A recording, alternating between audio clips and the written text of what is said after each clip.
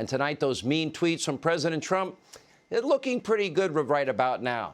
President Trump, he worked around the clock. Might not like his style, but he did advance America's interests at home. America first. He also did it abroad. He fought hard. He kept his promises. And America and the world prospered. And by the way, people feared Donald Trump as president. They believed it when he said he would obliterate them, like he did the Caliphate, like he did Soleimani, like he did Baghdadi and Associates and the al-Qaeda leader in Yemen. Joe Biden, nobody believes him, and nobody thinks he even knows what day of the week it is. And now he's being rolled by his radical socialist party, and they call all the shots. He answers to them. He does what they say. If they get their way, America will never be the same again. Here with more, former Secretary of State Mike Pompeo. You know, I'm watching the attacks come in, and they say this is the Trump plan. I've asked you this question before. The Trump plan, correct me if I'm wrong, was predicated first and foremost on obliterating the Taliban. Donald Trump said to the head of the Taliban, if we get an agreement and you don't abide by it, I'll let you finish the conversation. Sean, it's good to be with you. We certainly said that, and then we executed it when the Taliban behaved in ways that were inconsistent with protecting America, our interests in Afghanistan or elsewhere. We crushed them. We used American power to make sure that our model of deterrence would work. We had a real plan on how to get our troops down to the lowest levels possible.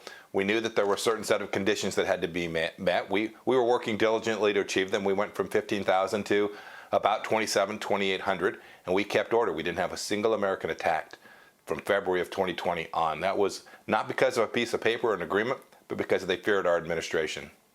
I've known you for many, many years. I've known Donald Trump well over 25 years.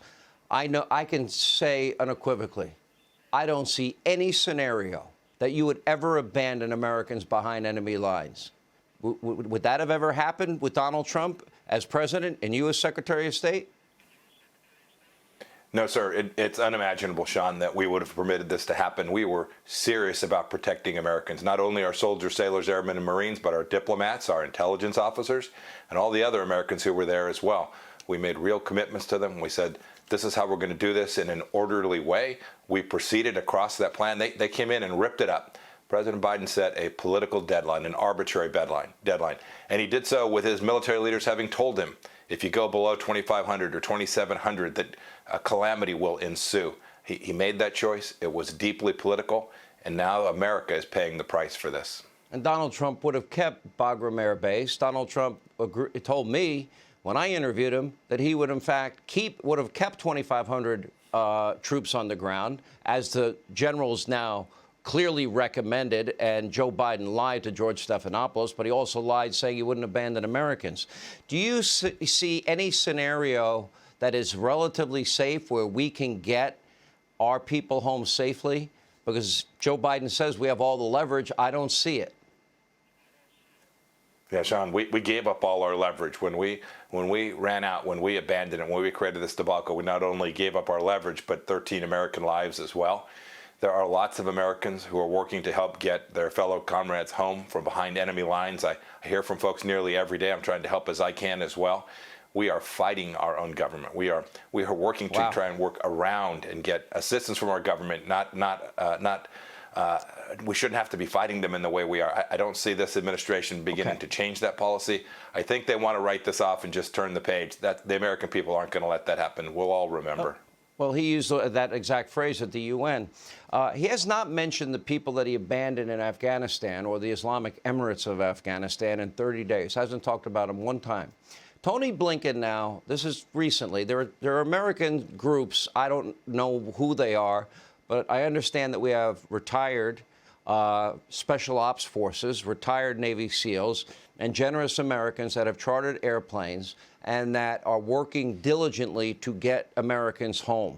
I want every American home. I want every green card holder home. I want their families home, our allies that we promised to get the hell out of there. Here's my question. Tony Blinken, you had his job, is now saying that you can't take the charter plane, even if it has Americans on it. You can't land in the U.S. And if you do get a third-party country to accept your charter and they need our approval, it will not be forthcoming. Now, can you give me any rational explanation for that policy? Because that makes zero sense to me.